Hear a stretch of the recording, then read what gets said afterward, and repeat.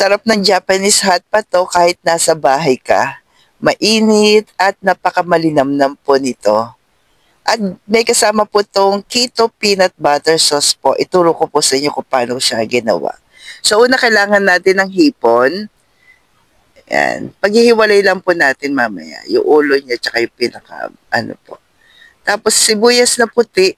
Yan yung ginagamit ko po pagka hot pot po. Pero yung hot pot natin, niluto ko lang sa Red Chef na non-stick Yung kahit nasa bahay ka, lasang-lasa mo yung sarap ng sabaw. Yan. Tapos, lagay lang po natin sa ating tubig, pakuluan.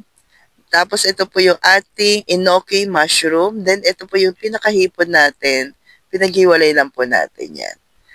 At maglagay na tayo ng ating asin. Sea salt yung ginamit ko po. Tapos, konting paminta. Mabilisan lang po ito po yung Japanese hot pot natin sa ating bahay.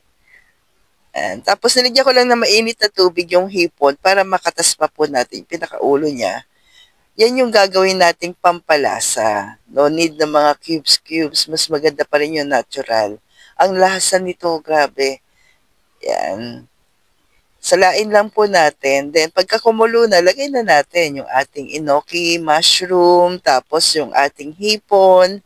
Mabilisan lang po dahil yung bacon natin bacon slice na beef, manipis lang naman yon. Yan ang hipon. Mabilis lang po maluto. Tapos asin, paminta lang yung pampalasa natin dito. Ang nagbigay ng sarap nito, yung lasa ng ulo ng hipon. Nanigyan natin na mainit. Yan. Tapos ito yung ating beef na bacon slice lang. Yung maninipis na mabibili nyo po sa grocery na. Kung ayaw nyo ng beef, pwede naman yung pork. Yan. So, antayin lang natin kumulo. Pagkakulo, okay na po yan po. Yan. Tikman lang natin. Adjust nyo na lang po pagka medyo natatabangan kayo. Pero sa akin, okay na po siya. Then, sa ating peanut sauce bawang, kung may sesame oil, okay. Mas okay po. Peanut butter po na keto. Yan, plain lang po from Grindahan.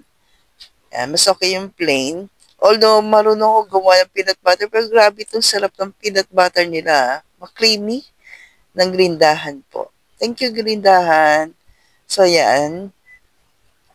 Kayo na pong bahala kung gaano karami. Sa akin, mga 2 tablespoon nilagay ko po dito. Tapos, yan. Maganda sana kung meron sesame oil. Yung sesame oil na yung kulay violet na yun. Tapos, no added sugar din po ng teriyaki sauce. Ayan, mga 1 tablespoon. Nag-add na lang ako ng konti pa. Tapos mix mo lamang po. Meron ka na pong peanut sauce para po dun sa ating Japanese hot pot o kung tawagin na shabu, sabaw. Sabi ganun. Japanese hot pot na lang. Para mas okay Yan. Tapos ito na po. Ang sarap nito. Alam mo, lalo na pagkagaling ka sa fasting, tapos add ka na lang ng boiled egg or sabi natin, yung quail egg. Pwede din naman. Tama-tama po ito sa atin na madalas na nagfa-fasting, tapos higop ng sabaw. Yan. So, isaw-saw mo lang dyan yung meat, o kaya isama mo na sa sauce. Sa pinaka-hot pot nyo po, kayo na pong bahala. So, stay healthy, stay low carb.